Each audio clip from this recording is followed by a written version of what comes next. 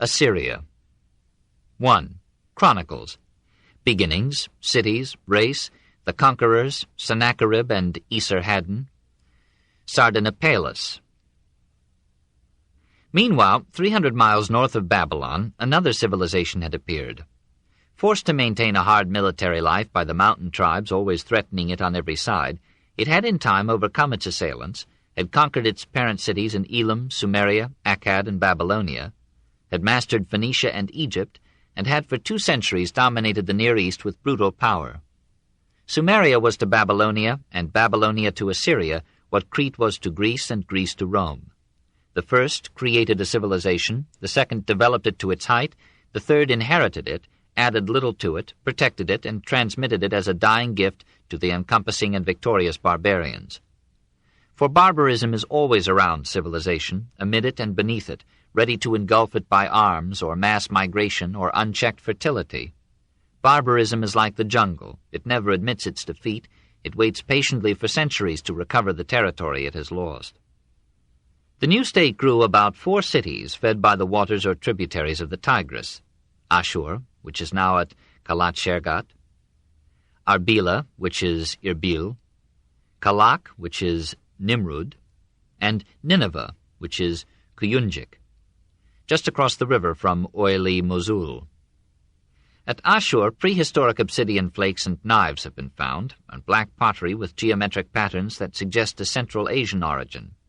At Tepe Gawra, near the site of Nineveh, a recent expedition unearthed a town which its proud discoverers date back to 3700 B.C. Despite its many temples and tombs, its well-carved cylinder seals, its combs and jewelry, and the oldest dice known to history, a thought for reformers.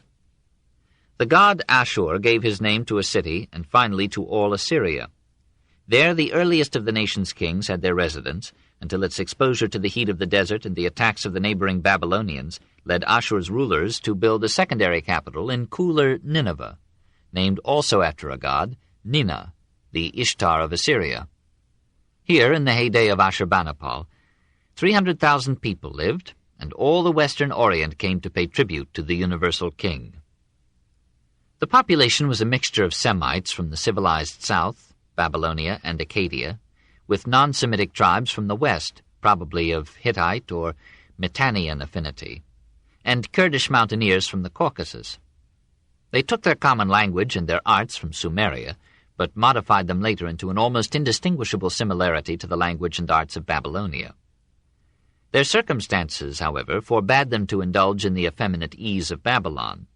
From beginning to end, they were a race of warriors, mighty in muscle and courage, abounding in proud hair and beard, standing straight, stern, and stolid in their monuments, and bestriding with tremendous feat the East Mediterranean world. Their history is one of kings and slaves, wars and conquests, bloody victories and sudden defeat. The early kings, once mere Patasis tributary to the south, took advantage of the Kassite domination of Babylonia to establish their independence, and soon enough one of them decked himself with that title which all the monarchs of Assyria were to display, King of Universal Reign. Out of the dull dynasties of these forgotten potentates, certain figures emerge whose deeds illuminate the development of their country. While Babylonia was still in the darkness of the Kassite era, Shalmaneser I brought the little city-states of the north under one rule and made Kalak his capital. But the first great name in Assyrian history is Tiglath-Pileser I. He was a mighty hunter before the Lord. If it is wise to believe monarchs, he slew 120 lions on foot and 800 from his chariot. One of his inscriptions, written by a scribe more royalist than the king, tells how he hunted nations as well as animals. In my fierce valor I marched against the people of Kumu, conquered their cities, carried off their booty, their goods, and their property without reckoning, and burned their cities with fire, destroyed and devastated them. The people of Adansh left their mountains and embraced my feet. I imposed taxes upon them. In every direction he led his armies, conquering the Hittites, the Armenians, and 40 other nations, capturing Babylon and frightening Egypt into sending him anxious gifts.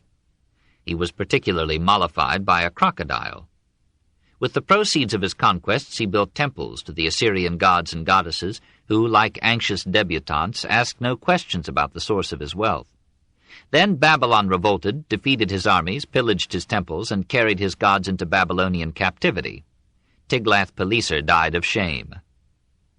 His reign was a symbol and summary of all Assyrian history, death and taxes, first for Assyria's neighbors, then for herself. Ashurnasirpal II conquered a dozen petty states, brought much booty home from the wars, cut out with his own hand the eyes of princely captives, enjoyed his harem, and passed respectably away. Shalmaneser III carried these conquests as far as Damascus, fought costly battles, killing 16,000 Syrians in one engagement, built temples, levied tribute, and was deposed by his son in a violent revolution. Samuramat ruled as queen mother for 3 years, and provided a frail historical basis, for this is all that we know of her, for the Greek legend of Semiramis, half goddess and half queen, great general, great engineer, and great statesman, so attractively detailed by Diodorus the Sicilian.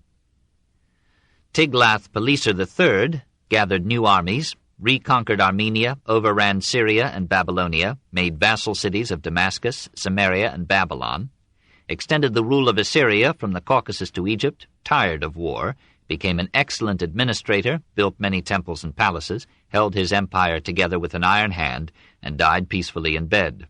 Sargon II, an officer in the army, made himself king by a Napoleonic coup d'etat, led his troops in person, and took in every engagement the most dangerous post, defeated Elam and Egypt, reconquered Babylonia, and received the homage of the Jews, the Philistines, and even of the Cypriot Greeks. Ruled his empire well, encouraged arts and letters, handicrafts, and trade, and died in a victorious battle that definitely preserved Assyria from invasion by the wild Cimmerian hordes. His son Sennacherib put down revolts in the distant provinces adjoining the Persian Gulf, attacked Jerusalem and Egypt without success, sacked 89 cities and 820 villages, captured 7,200 horses, 11,000 asses, 80,000 oxen, 800,000 sheep, and 208,000 prisoners. The official historian on his life did not understate these figures. Then, irritated by the prejudice of Babylon in favor of freedom, he besieged it, took it, and burned it to the ground. Nearly all the inhabitants, young and old, male and female, were put to death, so that mountains of corpses blocked the streets. The temples and palaces were pillaged to the last shekel, and the once omnipotent gods of Babylon were hacked to pieces or carried in bondage to Nineveh. Marduk, the god, became a menial to Ashur. Such Babylonians as survived did not conclude that Marduk had been overrated. They told themselves, as the captive Jews would tell themselves a century later in that same Babylon, that their god had condescended to be defeated in order to punish his people. With the spoils of his conquests and pillage, Sennacherib rebuilt Nineveh, changed the course of rivers to protect it, reclaimed waste lands with the vigor of countries suffering from an agricultural surplus, and was assassinated by his sons while piously mumbling his prayers. Another son, Esarhaddon, snatched the throne from his blood-stained brothers, invaded Egypt to punish her for supporting Syrian revolts, made her an Assyrian province, amazed Western Asia with his long triumphal progress from Memphis to Nineveh, dragging endless booty in his train, established Assyria in unprecedented prosperity as master of the whole Near Eastern world, delighted Babylonia by freeing and honoring its captive gods and rebuilding its shattered capital, conciliated Elam by feeding its famine-stricken people in an act of international beneficence almost without parallel in the ancient world, and died on the way to suppress a revolt in Egypt after giving his empire the justest and kindliest rule in its half-barbarous history. His successor, Ashurbanipal, the Sardanapalus of the Greeks, reaped the fruits of Esarhaddon's sowing. During his long reign, Assyria reached the climax of its wealth and prestige. After him, his country, ruined by 40 years of intermittent war, fell into exhaustion and decay, and ended its career hardly a decade after Ashurbanipal's death. A scribe has preserved to us a yearly record of this reign. It is a dull and bloody mess of war after war, siege after siege, starved cities and flayed captives. The scribe represents Ashurbanipal himself as reporting his destruction of Elam. For a distance of 1 month and 25 days' march, I devastated the districts of Elam. I spread salt and thorn bush there to injure the soil. Sons of the kings, sisters of the kings, members of Elam's royal family, young and old, prefects, governors, knights, artisans, as many as there were, inhabitants, male and female, big and little, Horses, mules, asses, flocks, and herds, more numerous than a swarm of locusts, I carried them off as booty to Assyria. The dust of Susa, of Madaktu, of Haltemash, and of their other cities, I carried it off to Assyria. In a month of days I subdued Elam in its whole extent. The voice of man, the steps of flocks and herds, the happy shouts of mirth, I put an end to them in its fields, which I left for the asses, the gazelles, and all manner of wild beasts to people.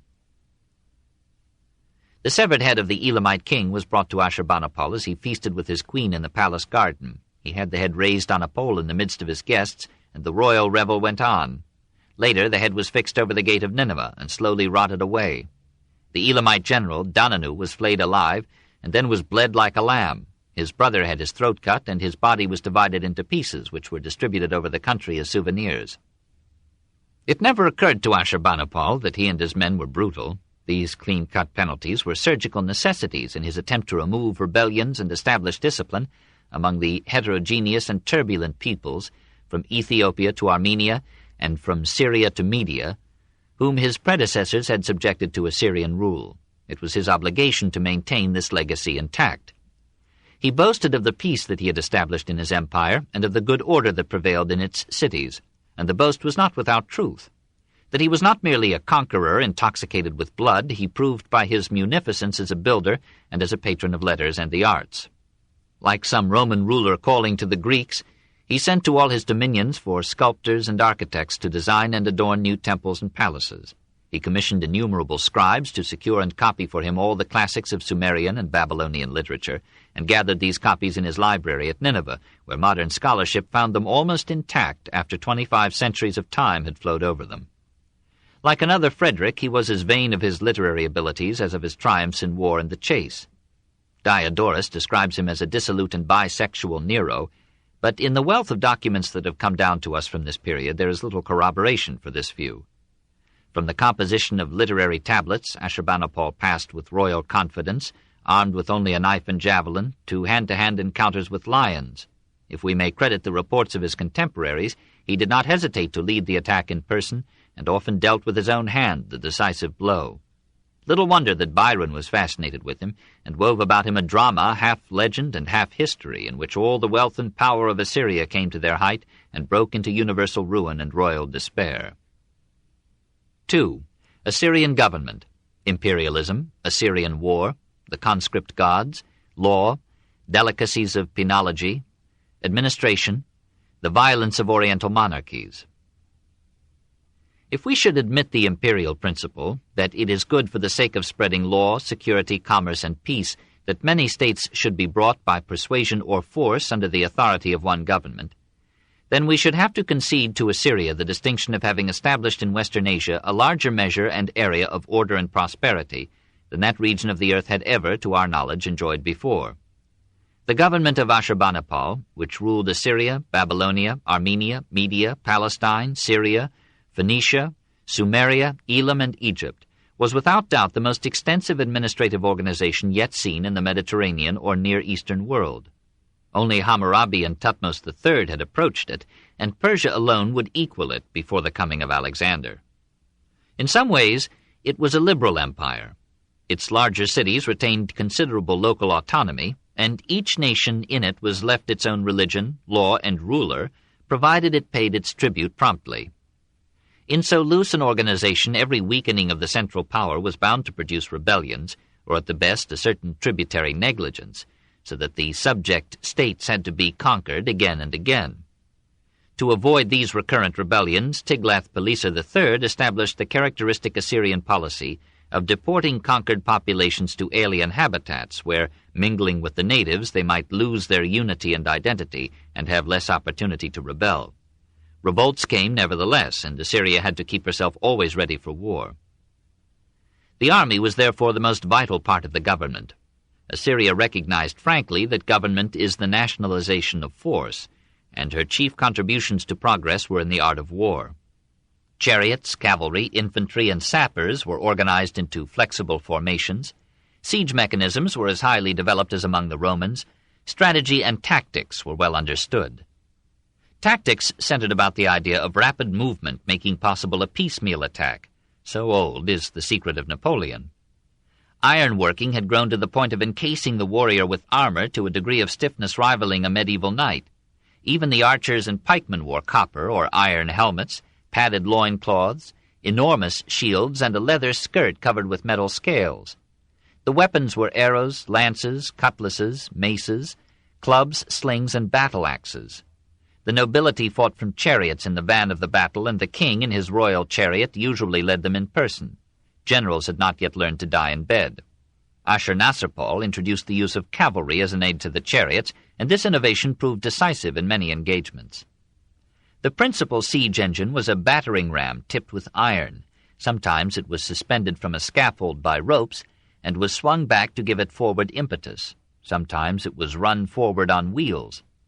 The besieged fought from the walls with missiles, torches, burning pitch, chains designed to entangle the ram, and gaseous stink pots, as they were called, to befuddle the enemy. Again, the novel is not new. A captured city was usually plundered and burnt to the ground, and its site was deliberately denuded by killing its trees. The loyalty of the troops was secured by dividing a large part of the spoils among them. Their bravery was ensured by the general rule of the Near East that all captives in war might be enslaved or slain. Soldiers were rewarded for every severed head they brought in from the field, so that the aftermath of a victory generally witnessed the wholesale decapitation of fallen foes. Most often the prisoners, who would have consumed much food in a long campaign and would have constituted a danger and nuisance in the rear, were dispatched after the battle. They knelt with their backs to their captors, who beat their heads in with clubs or cut them off with cutlasses. Scribes stood by to count the number of prisoners taken and killed by each soldier, and apportioned the booty accordingly. The king, if time permitted, presided at the slaughter. The nobles among the defeated were given more special treatment. Their ears, noses, hands, and feet were sliced off, or they were thrown from high towers, or they and their children were beheaded or flayed alive or roasted over a slow fire. No compunction seems to have been felt at this waste of human life. The birth rate would soon make up for it, and meanwhile it relieved the pressure of population upon the means of subsistence. Probably it was in part by their reputation for mercy to prisoners of war that Alexander and Caesar undermined the morale of the enemy and conquered the Mediterranean world. Next to the army, the chief reliance of the monarch was upon the church, and he paid lavishly for the support of the priests. The formal head of the state was, by concerted fiction, the god Ashur. All pronouncements were in his name, all laws were edicts of his divine will, all taxes were collected for his treasury, all campaigns were fought to furnish him, or occasionally another deity, with spoils and glory. The king had himself described as a god, usually an incarnation of Shamash, the sun. The religion of Assyria, like its language, its science, and its arts, was imported from Sumeria and Babylonia, with occasional adaptations to the needs of a military state. The adaptation was most visible in the case of the law, which was distinguished by a martial ruthlessness. Punishment ranged from public exhibition to forced labor, 20 to 100 lashes, the slitting of nose and ears, castration, pulling out the tongue, gouging out the eyes, impalement, and beheading. The laws of Sargon II prescribed such additional delicacies as the drinking of poison and the burning of the offender's son or daughter alive on the altar of the god. But there is no evidence of these laws being carried out in the last millennium before Christ.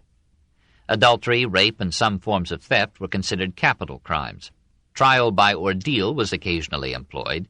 The accused, sometimes bound in fetters, was flung into the river, and his guilt was left to the arbitrament of the water. In general, Assyrian law was less secular and more primitive than the Babylonian Code of Hammurabi, which apparently preceded it in time. The oldest extant Assyrian laws are 90 articles contained on 3 tablets found at Ashur and dating circa 1300 BC. Local administration, originally by feudal barons, fell in the course of time into the hands of provincial prefects or governors appointed by the king.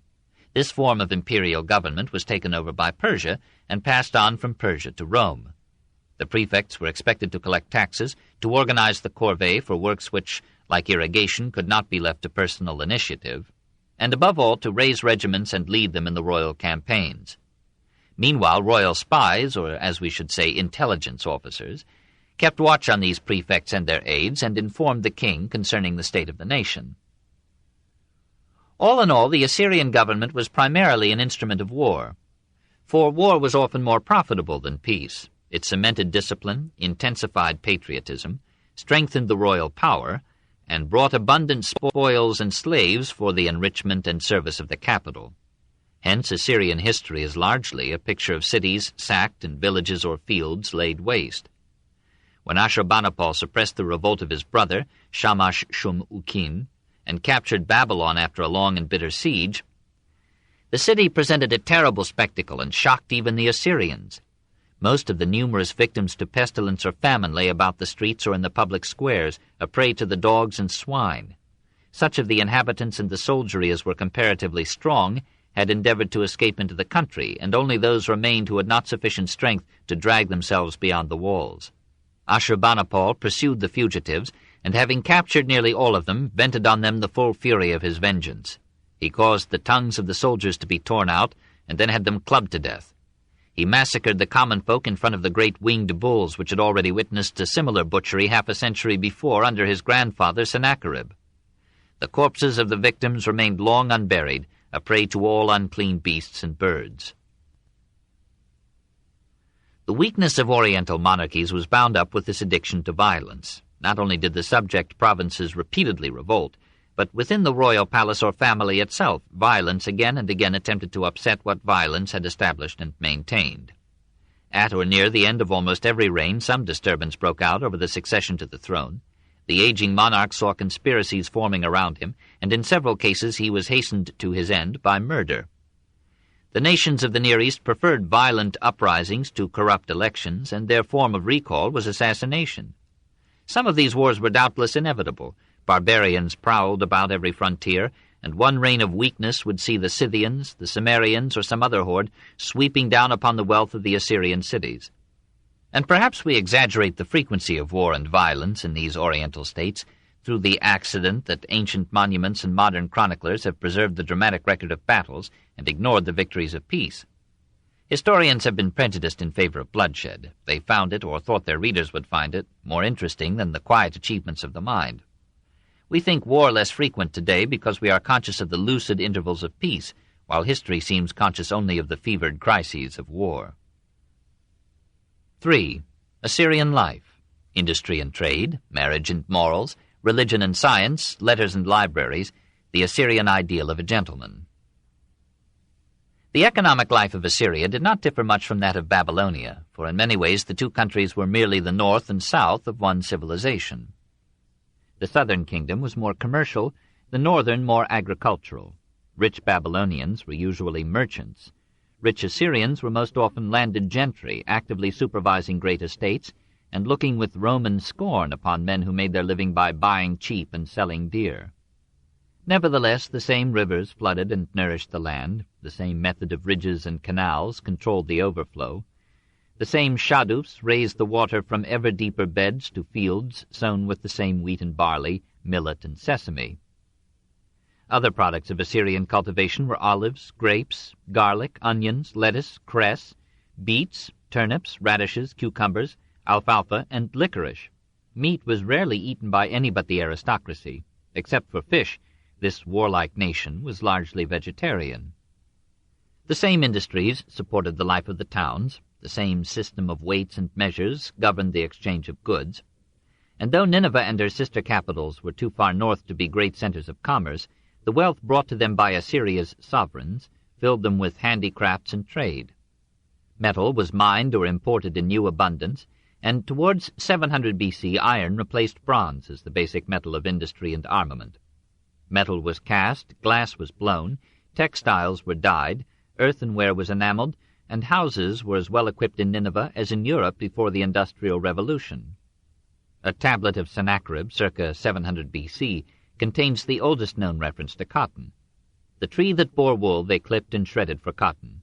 It was probably imported from India. During the reign of Sennacherib, an aqueduct was built which brought water to Nineveh from 30 miles away.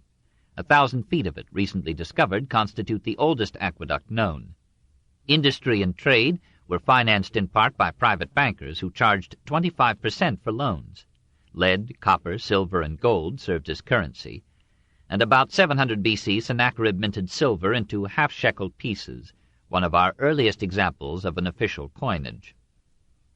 The people fell into 5 classes: patricians or nobles, craftsmen or master artisans organized in guilds and including the professions as well as the trades, the unskilled but free workmen and peasants of town and village, serfs bound to the soil on great estates in the manner of medieval Europe, and slaves captured in war or attached for debt, compelled to announce their status by pierced ears and shaven head, and performing most of the menial labor everywhere.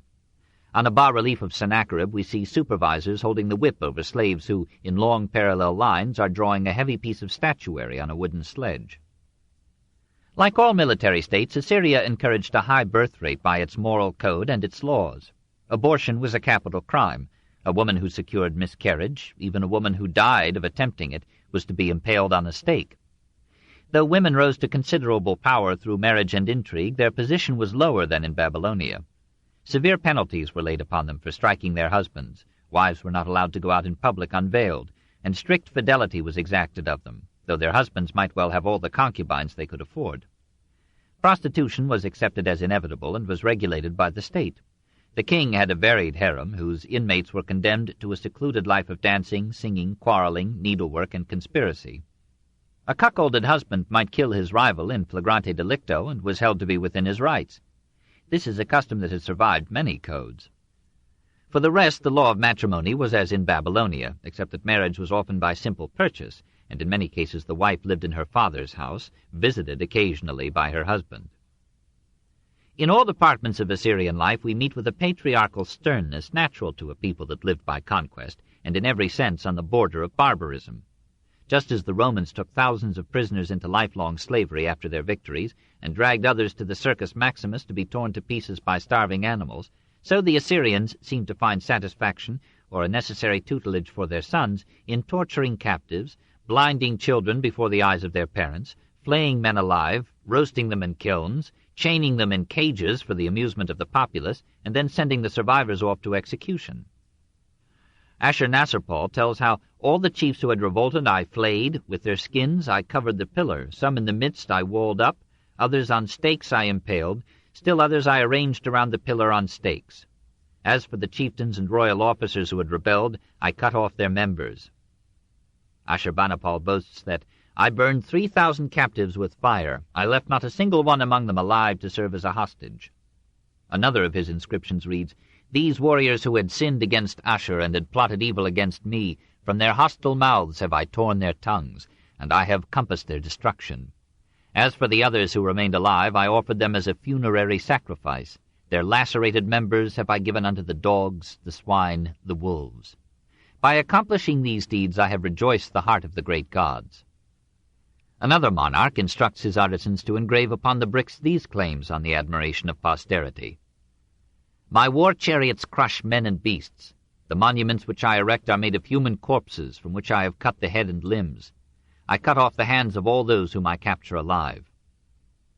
Reliefs at Nineveh show men being impaled or flayed or having their tongues torn out.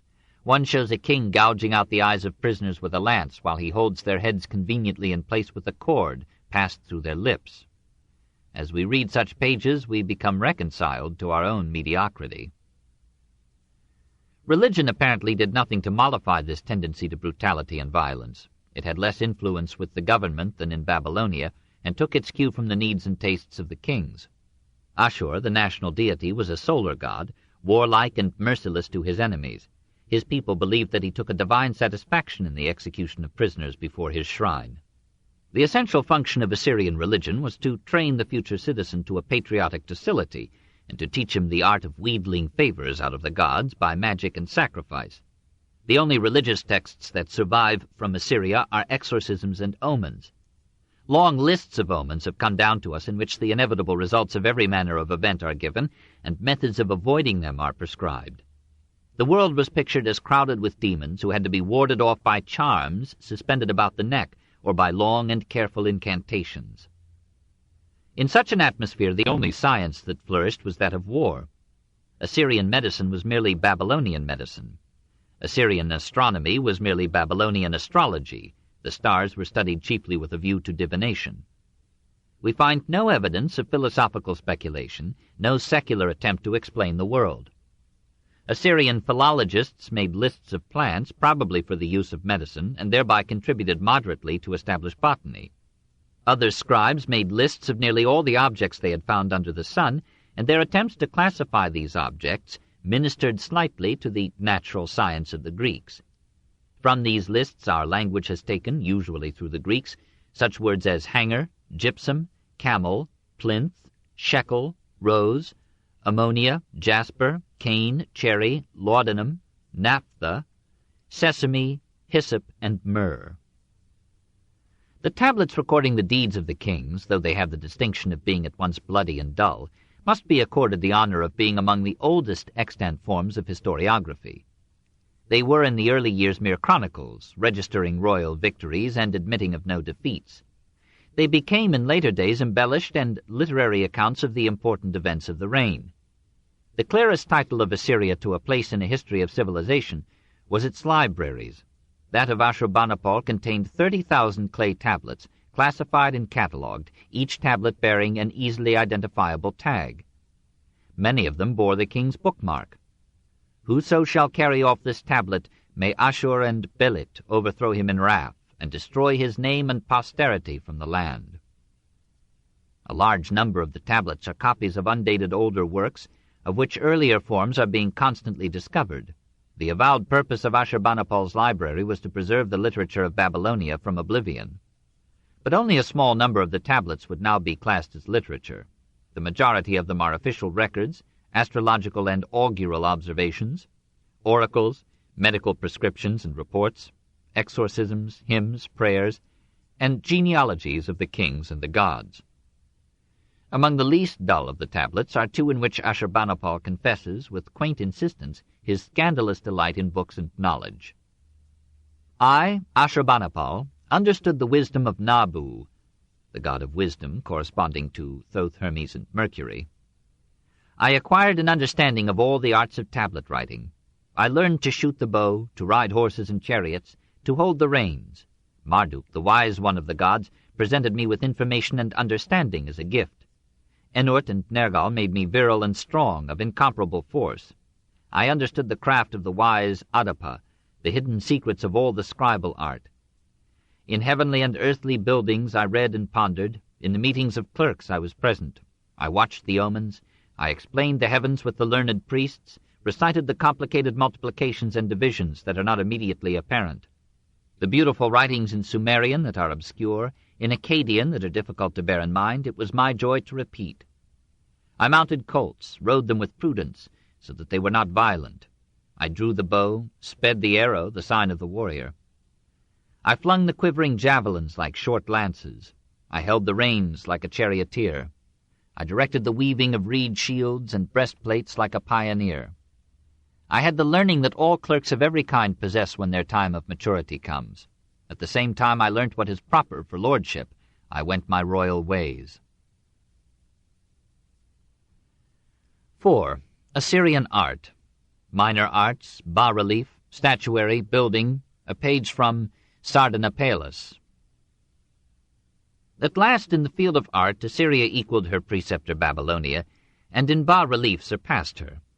Stimulated by the influx of wealth into Ashur, Kalak, and Nineveh, artists and artisans began to produce, for nobles and their ladies, for kings and palaces, for priests and temples, jewels of every description, cast metal as skillfully designed and finely wrought as on the great gates at Balawat, and luxurious furniture of richly carved and costly woods, strengthened with metal and inlaid with gold, silver, bronze, or precious stones. Pottery was poorly developed, and music, like so much else, was merely imported from Babylon. But tempera painting in bright colors under a thin glaze became one of the characteristic arts of Assyria, from which it passed to its perfection in Persia. Painting, as always in the ancient East, was a secondary and dependent art. In the heyday of Sargon II, Sennacherib, Esarhaddon, and Ashurbanipal, and presumably through their lavish patronage, the art of bas-relief created new masterpieces for the British Museum. One of the best examples, however, dates from Ashurnasirpal II. It represents, in chased alabaster, the good god Marduk overcoming the evil god of chaos, Tiamat. The human figures in Assyrian reliefs are stiff and coarse and all alike, as if some perfect model had insisted on being reproduced forever. All the men have the same massive heads, the same brush of whiskers, the same stout bellies, the same invisible necks. Even the gods are these same Assyrians in very slight disguise. Only now and then do the human figures take on vitality, as in the alabaster relief depicting spirits in adoration before a palmetto tree, and the fine limestone stele of Shamsi-Adad VII, found at Kalak. Usually it is the animal reliefs that stir us. Never before or since has carving pictured animals so successfully. The panels monotonously repeat scenes of war and of the hunt, but the eye never tires of their vigor of action, their flow of motion, and their simple directness of line. It is as if the artist, forbidden to portray his masters realistically or individually, had given all his lore and skill to the animals.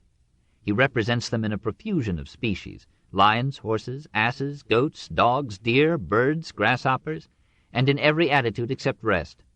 Too often he shows them in the agony of death, but even then they are the center and life of his picture and his art. The majestic horses of Sargon II on the reliefs at Khorsabad, the wounded lioness from Sennacherib's palace at Nineveh, the dying lion in alabaster from the palace of Ashurbanipal, the lion hunts of Ashurnasirpal II and Ashurbanipal, the resting lioness, and the lion released from a trap, the fragment in which a lion and his mate bask in the shade of the trees. These are among the world's choicest masterpieces in this form of art. The representation of natural objects in the reliefs is stylized and crude. The forms are heavy, the outlines are hard, the muscles are exaggerated, and there is no other attempt at perspective than the placing of the distant in the upper half of the picture, on the same scale as the foreground presented below.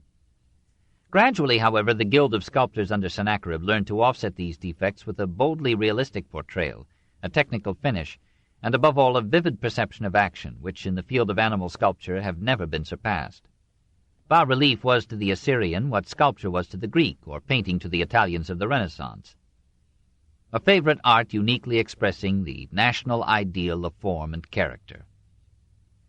We cannot say as much for Assyrian sculpture. The carvers of Nineveh and Kalak seem to have preferred relief to work in the round. Very little full sculpture has come down to us from the ruins, and none of it is of a high order. The animals are full of power and majesty, as if conscious of not only physical but moral superiority to man, like the bulls that guarded the gateway at Khorsabad. The human or divine figures are primitively coarse and heavy, adorned but undistinguished, erect but dead. An exception might be made for the massive statue of Ashurnasirpal II, now in the British Museum. Through all its heavy lines one sees a man every inch a king, royal scepter firmly grasped, thick lips set with determination, eyes cruel and alert, a bull-like neck boding short shrift for enemies and falsifiers of tax reports, and two gigantic feet full poised on the back of the world. We must not take too seriously our judgments of this sculpture. Very likely the Assyrians idolized knotted muscles and short necks, and would have looked with martial scorn upon our almost feminine slenderness, or the smooth, voluptuous grace of Praxiteles' Hermes and the Apollo Belvedere. As for Assyrian architecture, how can we estimate its excellence when nothing remains of it but ruins almost level with the sand, and serving chiefly as a hook upon which brave archaeologists may hang their imaginative restorations? Like Babylonian and recent American architecture, the Assyrian aimed not at beauty but at grandeur, and sought it by mass design. Following the traditions of Mesopotamian art, Assyrian architecture adopted brick as its basic material, but went its own way by facing it more lavishly with stone. It inherited the arch and the vault from the south, developed them, and made some experiments in columns which led the way to the caryatids and the voluted Ionic capitals of the Persians and the Greeks. The palaces squatted over great areas of ground and were wisely limited to 2 or 3 stories in height. Ordinarily they were designed as a series of halls and chambers enclosing a quiet and shaded court. The portals of the royal residences were guarded with monstrous stone animals. The entrance hall was lined with historical reliefs and statuary. The floors were paved with alabaster slabs. The walls were hung with costly tapestries or paneled with precious woods and bordered with elegant moldings. The roofs were reinforced with massive beams, sometimes covered with leaf of silver or gold, and the ceilings were often painted with representations of natural scenery. The 6 mightiest warriors of Assyria were also its greatest builders. Tiglath-Pileser I rebuilt in stone the temples of Ashur, and left word about one of them that he had made its interior brilliant like the vault of heaven, decorated its walls with the splendor of the rising stars, and made it superb with shining brightness. The later emperors gave generously to the temples, but like Solomon they preferred their palaces.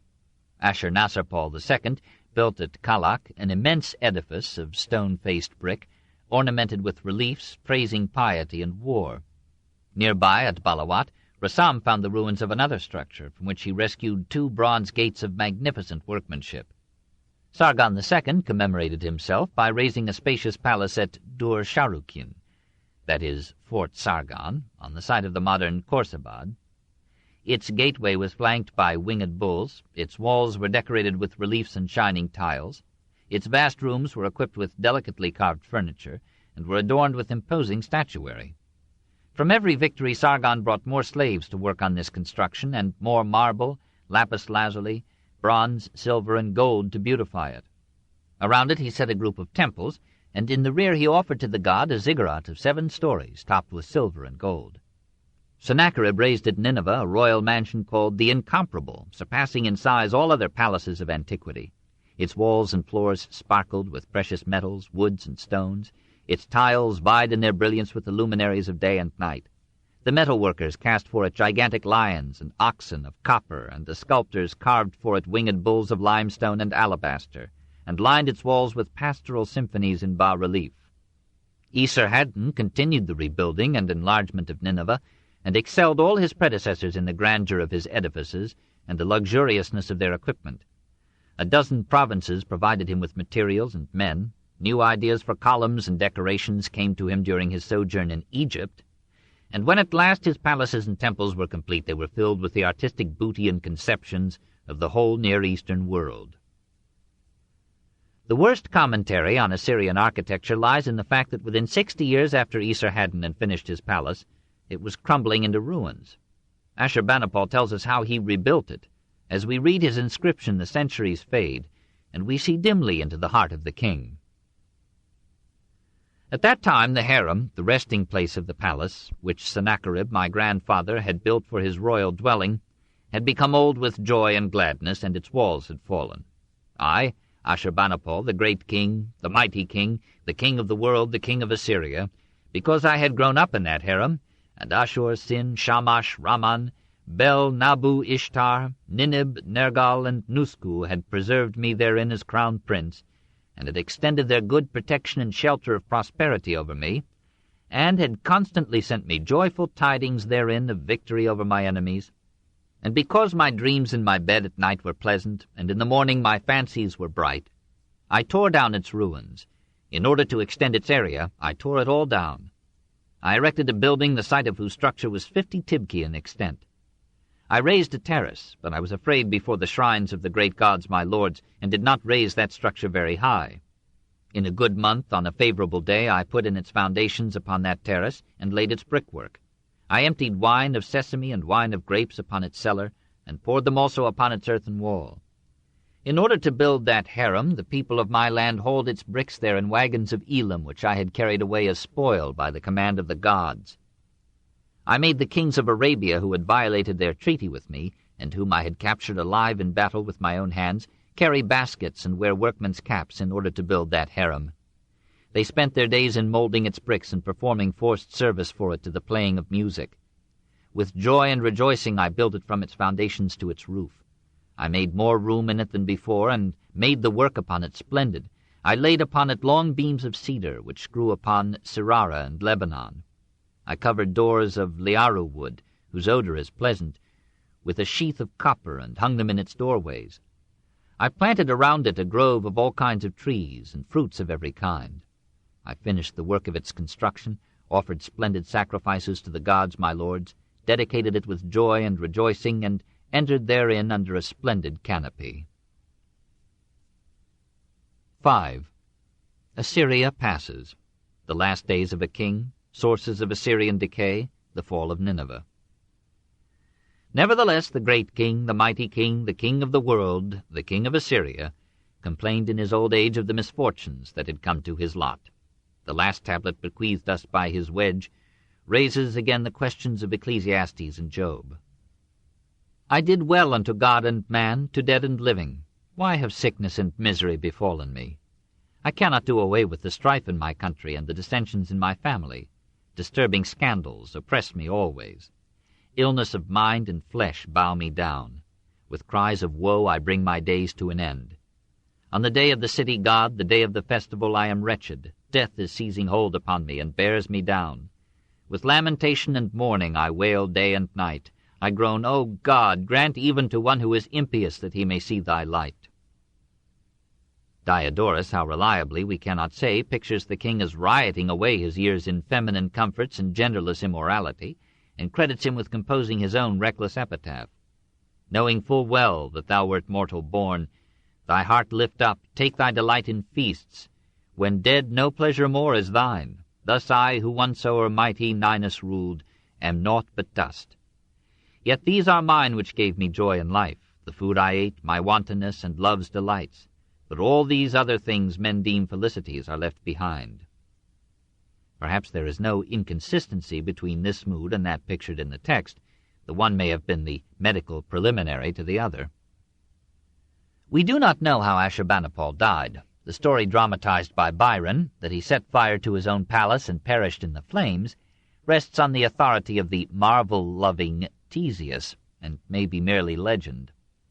His death was in any case a symbol and an omen. Soon Assyria too was to die, and from causes of which Ashurbanipal had been a part. For the economic vitality of Assyria had been derived too rashly from abroad. It depended upon profitable conquests bringing in riches and trade. At any moment it could be ended with a decisive defeat. Gradually the qualities of body and character that had helped to make the Assyrian armies invincible were weakened by the very victories that they won. In each victory it was the strongest and bravest who died, while the infirm and cautious survived to multiply their kind. It was a dysgenic process that perhaps made for civilization by weeding out the more brutal types, but undermined the biological basis upon which Assyria had risen to power. The extent of her conquests had helped to weaken her. Not only had they depopulated her fields to feed insatiate Mars, but they had brought into Assyria as captives millions of destitute aliens who bred with the fertility of the hopeless, destroying all national unity of character and blood, and became by their growing numbers a hostile and disintegrating force in the very midst of the conquerors. More and more the army itself was filled by these men of other lands, while semi-barbarous marauders harassed every border and exhausted the resources of the country in an endless defense of its unnatural frontiers. Ashurbanipal died in 626 B.C. 14 years later, an army of Babylonians under Nabopolassar united with an army of Medes under Cyaxares and a horde of Scythians from the Caucasus, and with amazing ease and swiftness captured the citadels of the north. Nineveh was laid waste as ruthlessly and completely as her kings had once ravaged Susa and Babylon. The city was put to the torch, the population was slaughtered or enslaved, and the palace so recently built by Ashurbanipal was sacked and destroyed. At one blow, Assyria disappeared from history.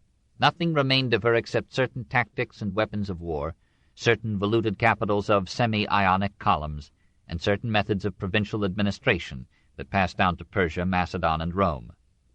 The Near East remembered her for a while as a merciless unifier of a dozen lesser states, and the Jews recalled Nineveh vengefully as the bloody city full of lies and robbery. In a little while all but the mightiest of the great kings were forgotten, and all their royal palaces were in ruins under the drifting sands. 200 years after its capture, Xenophon's 10,000 marched over the mounds that had been Nineveh, and never suspected that these were the site of the ancient metropolis that had ruled half the world.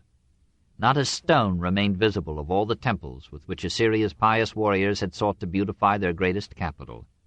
Even Ashur, the everlasting god, was dead.